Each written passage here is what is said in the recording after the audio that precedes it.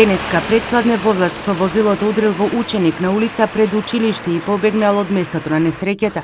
За среќа 13-годишното момче се здобило со телесни повреди.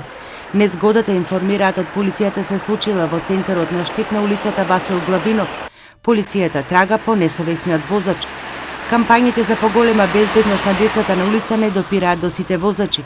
Ова е пример дека постојат возачи кои ја одбегнуваат одговорноста. А законот за безбедност во сообраќајот е дециден. Возачите да ја намалат брзината во близина на училишта и градинки, да внимаваат на децата пешаци како ранлива категорија на учесници во сообраќајот и во така наречените школски зони да се постават забавувачи, односно помошни помагала кои ќе ги сопрат брзите возачи, а со тоа избегнат последиците. Полицијата постојано апелира на совесно и одговорно учество во сообраќајот. Да внимаваат на правилата за ограничување на брзината, за лична безбедност и безбедност на останатите учесници во сообраќајот, како и за намалување на бројот на сообраќајни несреќи со потешки последици. Да не се пружи помош на лице повредено во сообраќај и да се побегне од местото на незгодата е кривично дело.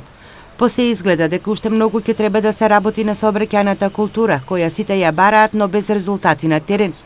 Општина Штип најави поставување на така наречени лежички полицајци пред училиште и градинки по европски терг, кои ќе бидат поставени по завршувањето на тендерот за набавка.